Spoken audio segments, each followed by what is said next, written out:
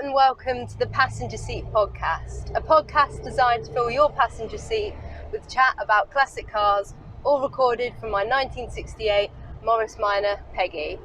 I'm Becca, and today I'm on my way home from having had a lovely morning meeting up with a fellow lady classic car owner and user, Tamsin, up in Northampton. We had a lovely morning at a vintage retreat there. Peggy enjoyed a good run out, and I thought what better time to kind of tell you guys about one of my idols in terms of female drivers. It's someone who we've mentioned on the channel before, and that is Betty Haig.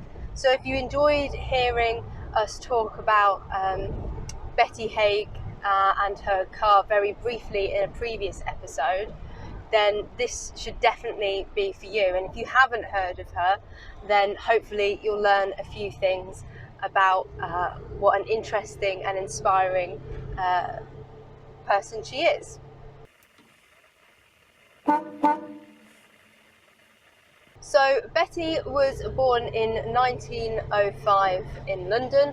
Her family moved up to Scotland, however later came down to Sussex, and she took quite a big interest in her early years in equestrian sport and was known to kind of compete in various horse-based sports. However, arrived when she was just a young girl in a Fiat Mephistopheles, really gave her the bug for motorsport. And if you've ever seen the Fiat Mephistopheles, you could probably understand why. It's a fantastic looking car with quite a fun open air element to it.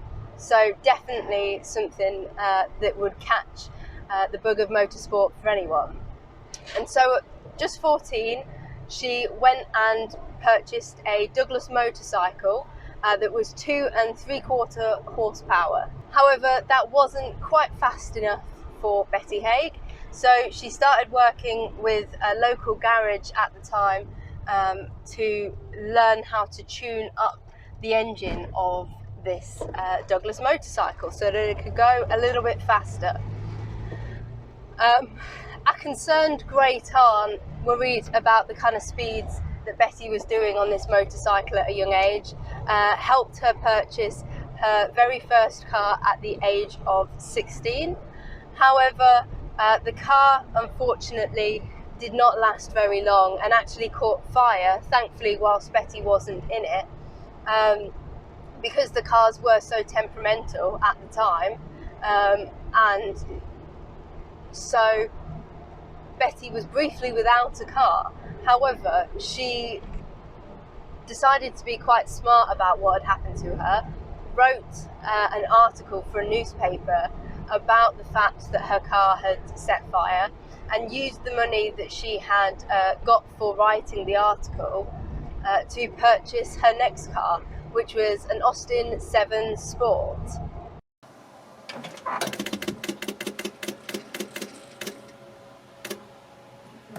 Her love for motorsport grew even more in 1926 when she attended the very first Grand Prix, and when her then boyfriend, later husband, Dennis Spragg, allowed her to do a lap of Brooklands in his Talbot. And from there it was clear that motorsport and racing was something that Betty was going to be good at. Unfortunately, whilst the love of cars stayed, the love for Dennis did not, and she actually divorced Dennis not that long after their marriage. And to kind of get over the marriage and the divorce, she and her then flatmate Joyce Lambert decided to go and do a tour of Europe on 600cc rally motorcycles. On her return, following such a successful long-distance trip, Betty purchased several motorcars, and among those was her first Singer, a 1934 Singer 1.5 litre Sport. And with this, she started entering official motorsport under her own name. Her first races were a hill climb at Shalford St. Peter, followed by the Paris to Saint Raphael rally in the same year. She did remarkably well and was aided by Lambert on the rally as her navigator.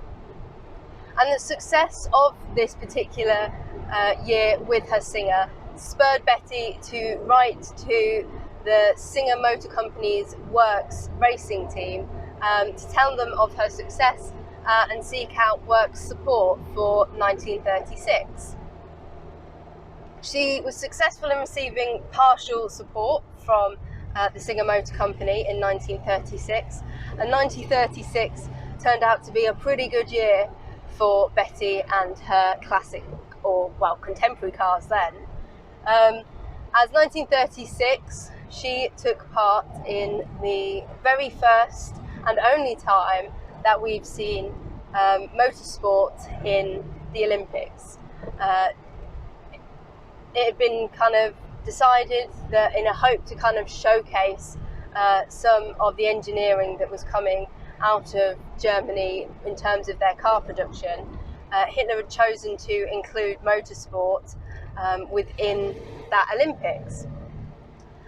Therefore, when an all-woman team who had driven their car all the way over from London to Berlin and then had carried out the rally to go ahead and receive gold was perhaps not exactly what had been hoped for and planned by the Olympics Committee that year, but it was a fantastic feat, and the car that she had done it in was that 1936 1.5 litre with the number plate beginning with BLN, whose previous owner Gifford we actually had on the podcast not that long ago.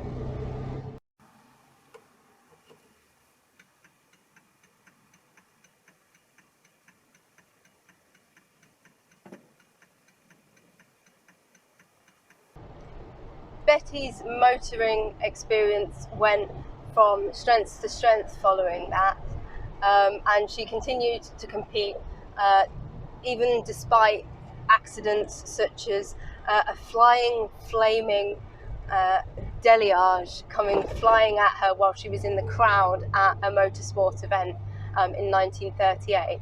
In fact, in that very same year, despite that accident happening, she actually won the Paris to Saint Raphael females rally position. So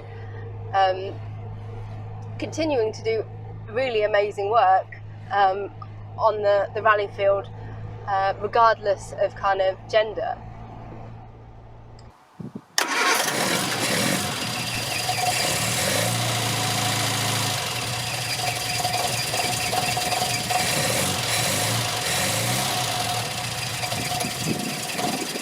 Unfortunately, we all know what happens following 1938. War meant that motorsport took somewhat of a back seat, and as a result, we know that Betty Haig used her excellent driving as an ambulance driver during the war. But that clearly wasn't enough involvement in cars for Betty, and she actually in the 1940s began writing as a journalist for the very popular Motorsport magazine. Post-war, her successes continued. There's so many kind of fantastic achievements that there's almost too many to list. But one that really stood out to me whilst I was researching for the podcast, and one that I hadn't heard of surprisingly, but was very pleased to find out, is that in 1949 she and an all-female team took one of the very early Morris Minors to the Monte Carlo rally and did really quite well. The team consisted of Elsie Wisdom and Barbara Marshall. They did excellently, and it was actually used as part of the advertising for the Morris Minor when it came out to the general public. The car belonged personally, despite some work support from Morris.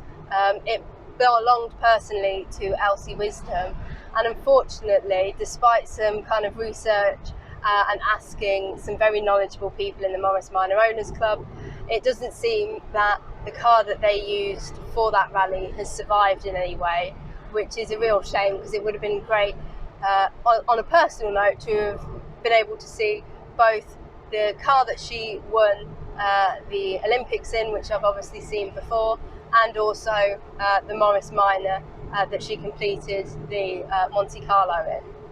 She also tried out some single-seater rallying, taking part in some rallies in Cooper 1000s and 500s, going back to perhaps more open-top motoring than the saloon car rallying that she tried out with the Morris Minor.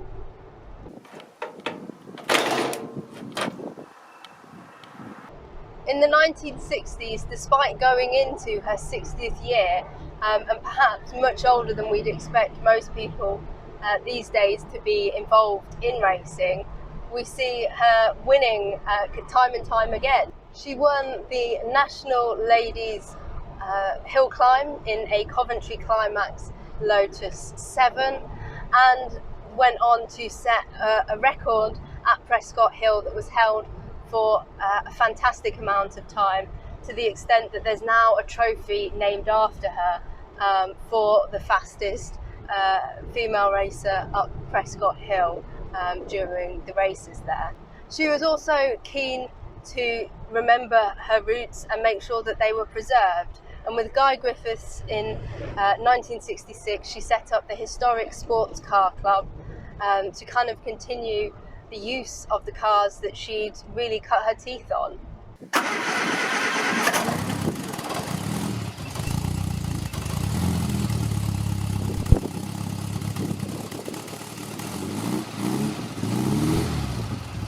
Betty Haig died in 1987, and many of the tributes that came out about her were not talking about her trying to be the fastest female race car driver or female rally driver.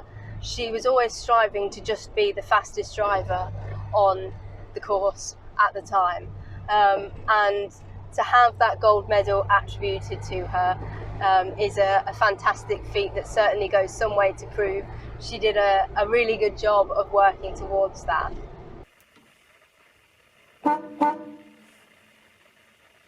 So, to kind of summarise, why is she so inspirational to me? Well, she truly had an interest and passion. She was there at the forefront of the cars that we've come to know and love, and the sports and races that we've come to know and love, and was one of those pioneers that made car ownership the joy that it is today.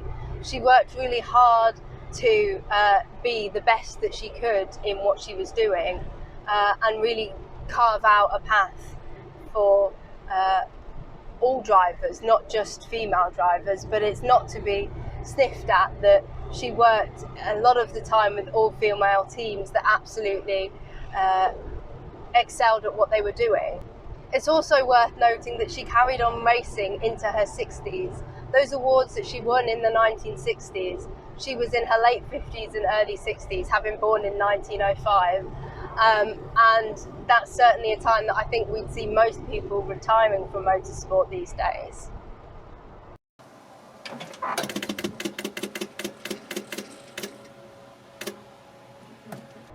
So I hope you've enjoyed learning a little bit more about this fascinating woman, and perhaps you're spurred on to seek out some more information and really delve into all the countless awards and things that she took part in. I'm really glad that I've had this opportunity to get the name out there, and if you've enjoyed hearing about it, perhaps you'll consider sharing this podcast episode with someone else who perhaps would like to hear about an inspiring female driver. I'd love to hear if there's someone who's particularly inspired you from historic racing, and perhaps you can leave me a comment or drop me a message on one of the social medias for the podcast to let me know all about it. But in the meantime, drive safely and happy motoring.